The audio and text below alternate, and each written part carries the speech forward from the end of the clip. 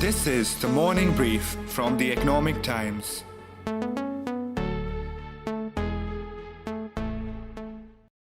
India's biggest initial public offer is finally here. An IPO has been filed for the LIC with the market regulator SEBI. The government is now to sell 5% shares in LIC. Now, India's biggest state-owned insurer, that's a life insurance corporation or LIC, in its prospectus filed with the market regulator or SEBI has said that the IPO offer will constitute 4.99% of the company's post-offer paid-up share capital. But really, this IPO is expected to be India's largest public issue, and it's going to hit the capital market in March. It's a massive listing, one that has been 2 years in the planning. It values the state-run insurer at over 15 trillion rupees, making it India's biggest listed company to be by market capitalization, ahead of Mukesh Ambani's Reliance Industries. The share issue of the 65-year-old insurer, the world's 5th largest by premiums and 10th largest by assets, will give the government most of the money it wants to raise this year through sale of its assets. Also, post-listing, the government will get more dividends than it ever has from LIC, thanks to a recent tweaking of rules on profit sharing of the insurer, which we'll discuss later. This will part fund the government's massive 7.5 trillion rupee investment plan to build more roads, airports, waterways, railway infrastructure, pay off Air India's debts, and lend to states. What's more, it can really expand capital market participation like never before. LIC, through its universal brand, can exactly do what Maruti Suzuki IPO did in 2003, expand the equity cult in the nook and corner of India. That's Nilesh Shah, Managing Director of Kotak Mahindra Asset Management Company, one of our guests. Here's a disclaimer. Kotak is one of the book-running lead managers for the LIC IPO. So yes, there's huge stakes riding on this one. Not for no reason is it called India's Aramco moment, a reference to the 2019 listing of the Saudi government-backed oil company, which created the world's highest valued firm. Now, LIC filed its initial IPO document, also called the Draft Red Herring Prospectus, on Monday. That document lays bare everything about the insurer, its finances, where it stands vis-a-vis its rivals, risks and projections, and the complex calculation of something called its embedded value. It has also raised questions about the impact of the pandemic on its business, how some of its rivals are stealing a march in terms of market share and other matrices. Experts are also questioning whether LIC's age-old ways of selling policies mainly through agents still works. In this episode, we touch upon all these points and delve into one question in particular. Will the shareholders of LIC gain at the cost of its policyholders? It's Thursday, the 17th of February. I'm your host Anirban Chaudhary, and you're listening to LIC, Decoding India's biggest IPO on the Morning Brief.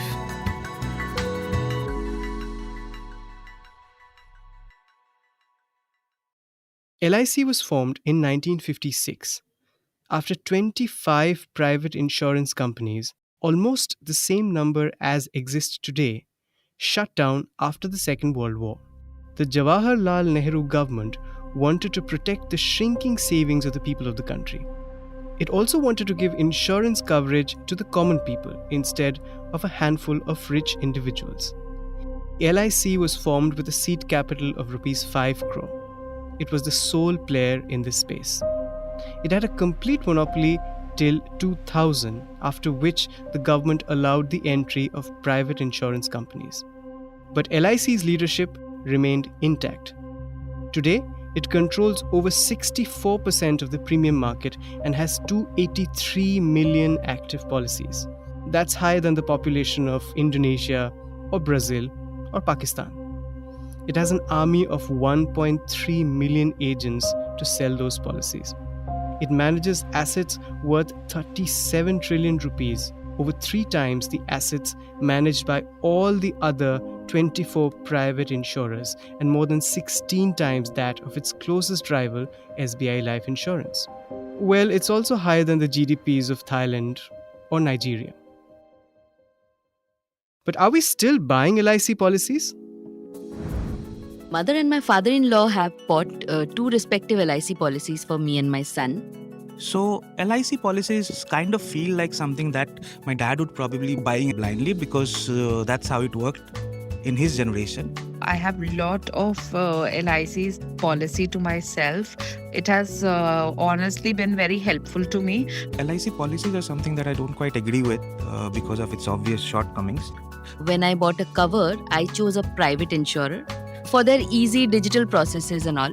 I don't get mails and reminders timely, and that's why I don't find it very reliable. There's a certain degree of reliability associated with LIC.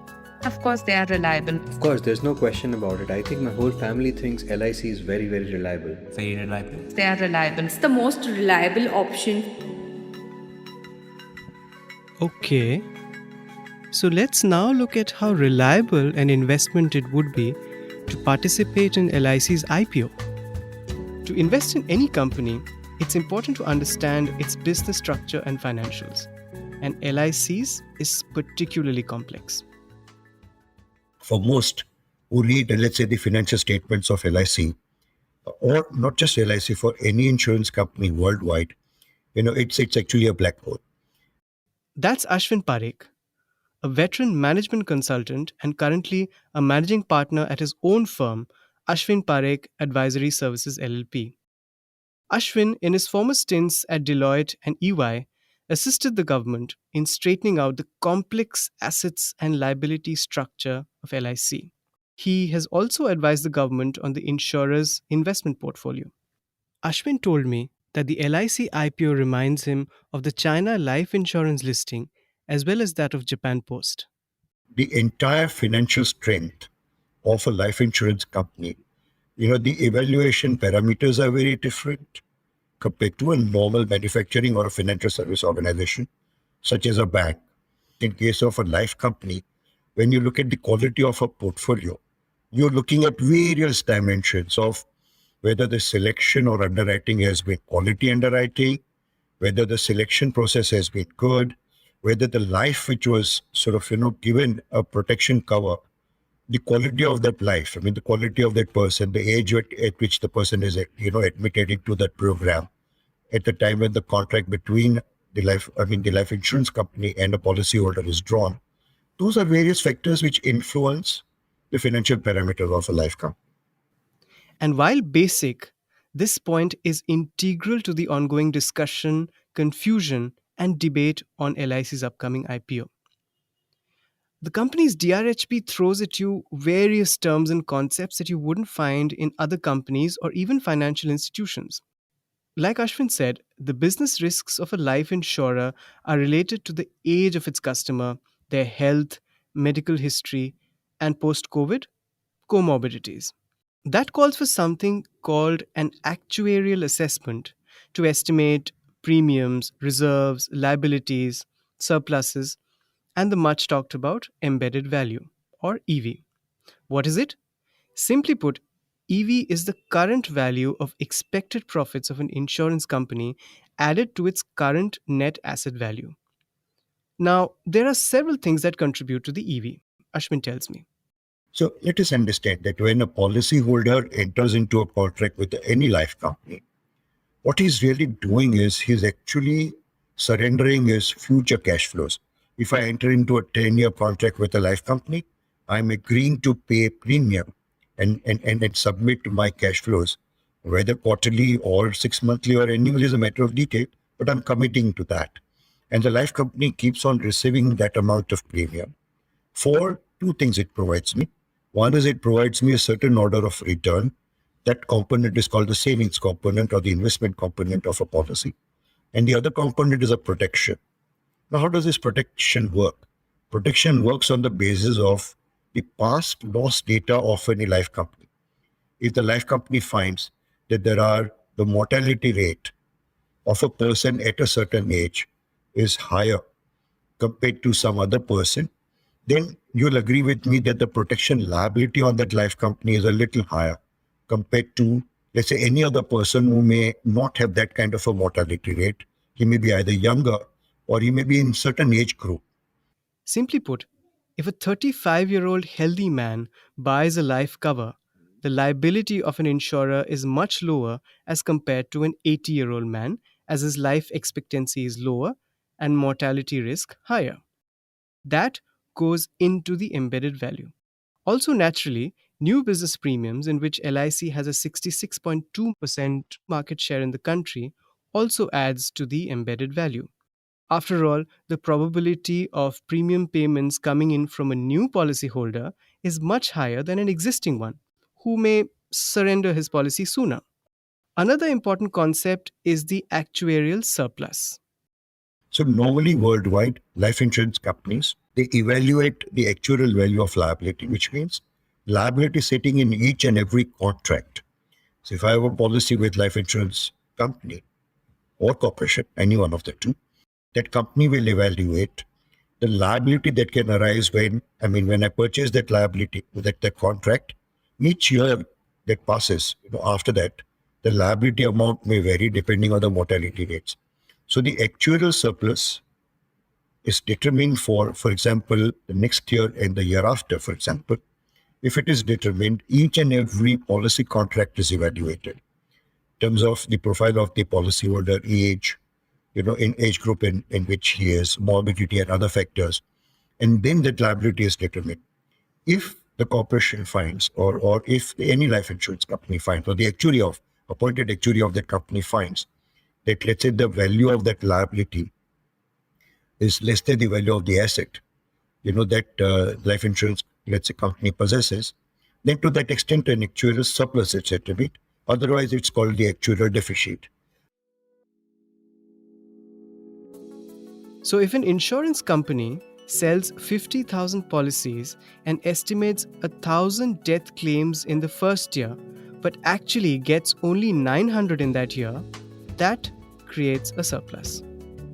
Why am I explaining this?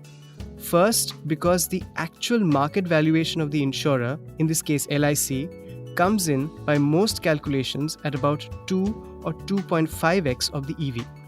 So, if you're planning to participate in the IPO, it is a critical number for you. Secondly, and more importantly, for an insurer, the surplus and deficit is its profit and loss. And until recently, about 95% of these profits went to policyholders. Why do I say until recently? So, despite a rule that allowed LIC shareholder, the government, to take 10% of the surplus, it only took 5% and the rest was given to policyholders. After the IPO, from 2025, the policyholders will get 90% of the surplus, while the shareholders, that's the government and now those who invest in the IPO, will get 10%. What's more, earlier the LIC used to keep the 95% surplus in a single fund, which was distributed as dividends to its participating policyholders. Basically, those who invest in its risk-laden instruments like ULIPs. Now, the surplus will be divided into two funds after an amendment last September. One fund will include the surplus from the participating policies, and another will include the surplus from non-participating policies. Now, participating policyholders will have access to the 90% surplus only in their fund. The surplus in the non-participating policyholders fund will now go to the shareholders. In fact, this change is also what is said to have led to a 5-time increase in the embedded value of LIC in the last 6 months to 5.39 trillion rupees. Whew. Complex? Okay, in a nutshell, if you are a participating policyholder in LIC, that is, if you've invested in something like a ULIP, you get a lower percentage of its profits from 2025 from a smaller pie. What's the hack? Participate in the IPO and become a shareholder, which is what the government is trying to encourage policyholders to do by giving heavy discounts. I asked Nilesh and Ashwin if all of this is fair. Do you think, as many say, this is a sort of a breach of trust? We've been paying premiums in the hope of getting 95% of the surplus. It seems, in layman's language, that not only does their share come down, the pie also comes down because it's now divided between participatory and non-par policyholders. If you look at the global example, this is how demutualization has been done. And this is in line with what private players are doing. This is in line with what insurance regulations are. So in the past, LIC was more benevolent to policyholders. Now it is doing a step-by-step increase in demutualization. So I don't think so. It is against the regulation. If the shareholders, that is the government, so decides to change that from 95% to 90%, in which case the policyholders may end up getting a little less and the shareholders will get a little more. But I must say, in any case, the regulations do permit the shareholder. The reduction to the policyholders may not be very large. And the second most important part is, let's not forget, not everything sort of out of the life fund or after the total earnings of, let's say, income of the corporation or any other life company is normally distributed to the policyholders. Some amount is kept back by way of reservation. That adds the financial strength of that organization. And the more the business it writes in the future years, the more the contribution to A, embedded value, and therefore the market listed price, and B is, so, I mean, it's fair to evaluate that between policyholders and reserves. I mean, if reserves are continued to be built up, which the government agreed to do over so many years, then I suppose to that extent, the policyholders will also sort of, benefit, because at the end of it, it's not just sort of, how much you're getting out of the whole evaluation. But what is important is whether your life company is growing or otherwise. If it is growing, then the embedded value keeps on rising. If it keeps on rising, then the policy holders fund keeps on rising. The value of the actuarial surplus will keep on rising. Okay, fine. Let's now go back to the so-called market dominance of LIC. Well, in the last 2 years, the insurer has been slowing down. For example, it sold 52.54 million policies in FY21, which was 15% lower than the last year, which was again an 18% drop compared to the year before. On the other hand, death claims in FY21 rose 36% to about 24,000 crore rupees. It had to, in fact, make separate mortality reserves during the pandemic. Its persistence ratio, which basically reflects how many consumers renewed its policies, fell. Its new business premium, which, like I said, is a big contributor to the embedded value, grew at a slower rate than its peers. It also lagged its peers in terms of claim to settlement ratio, which is how fast you settle claims. Nilesh again comes to LIC's defense. What is happening to LIC is not different from what is happening to insurance players around the world. Has their settlement ratio gone up, claim ratio gone up? Absolutely, yes. But when you service people at the time of their need, that's how your brand is built.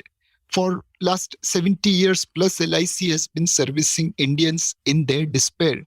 And this pandemic is no different. I think these services provided by insurance industry, whether it's life, general or health during this pandemic time, will create their brand and will create their image among the policyholders. People who have serviced their policyholders well will benefit in the long term, even though in the short term they have taken some hit. Also, LIC depends on its sales force to sell its policies. In the first 6 months of this fiscal year, its number of active agents reduced from 11 lakh to 9 lakh. The biggest concern actually is LIC's archaic processes, mostly manual, very little digital. Last year, LIC collected only 36% of renewal premiums digitally. That number for its rivals was over 90%. I asked Ashwin, do you think its popularity will wane in the coming years if it doesn't digitize itself or get with the times soon? Do you think that will impact its market value and also its value for the shareholder? Yes, it certainly will, Anirban. See, if I look at, let's look at the technology to begin with, and let's understand the technology of the digital insurance. See, unlike in case of, let's say, banking, or unlike in case of NBFCs, in case of life insurance corporation, I mean, basically, let's start with the premise that it's a push product. It has to be pushed, and the pushing happens through the distribution channels. Now, distribution channels, life insurance corporation perhaps have over the years has depended on agency network as the major distribution kind of channel. The other life insurance companies may not have. Then the other life insurance companies, the private life insurance companies, have a huge advantage because they already have very large distribution partners. So if I take examples of, let's say, bank promoted life insurance companies such as State Bank of India or HDFC Life or ICICI Pru for that matter.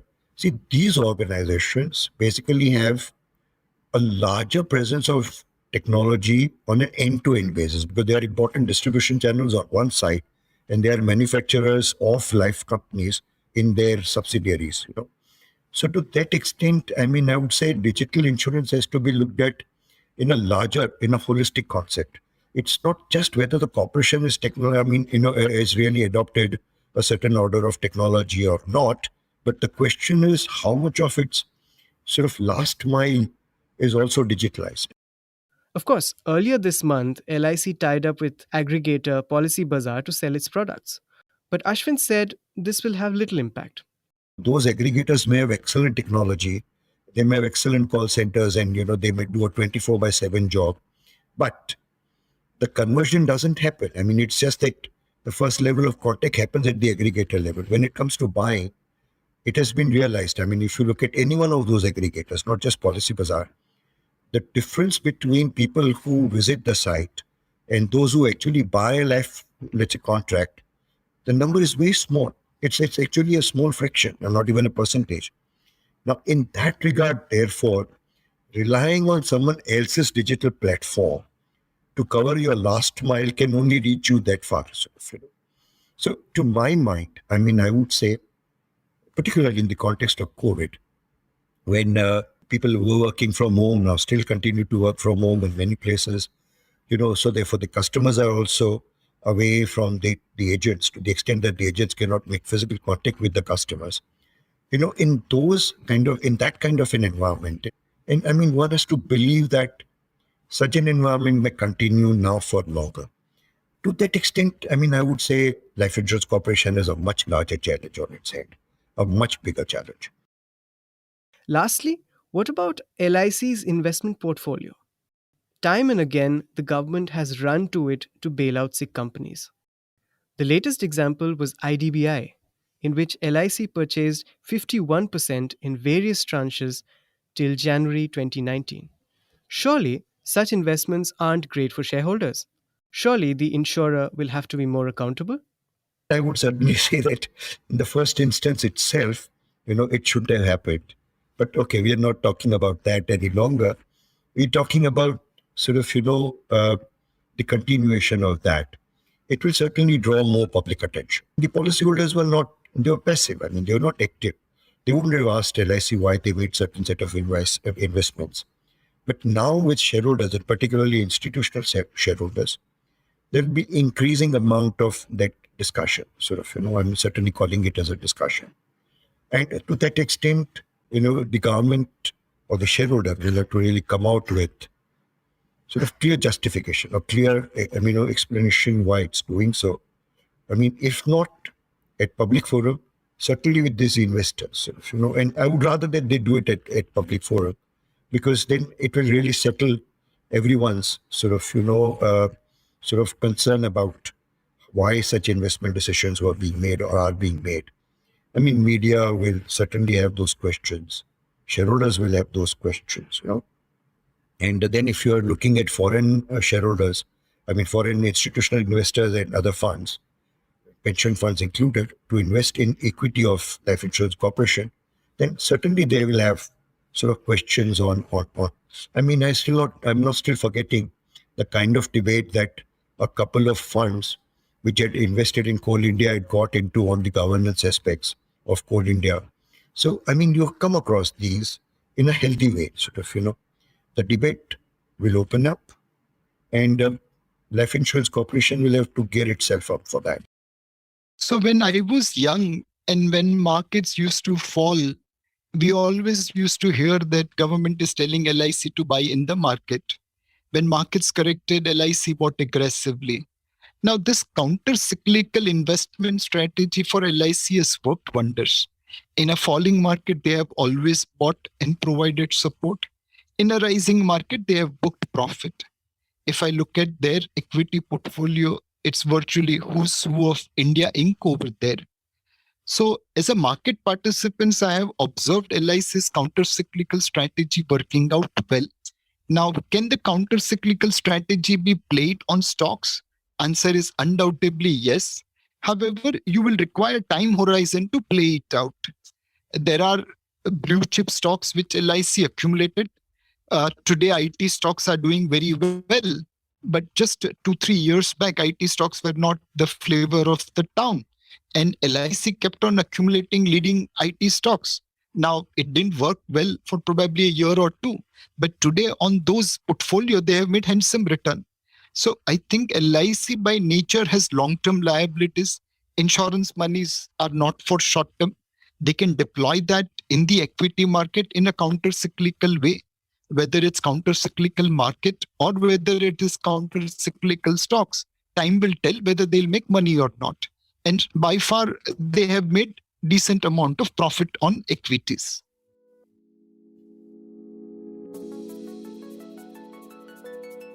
In all probability, LIC's IPO, unlike a Paytm, will live up to the hype and be a blockbuster share issue.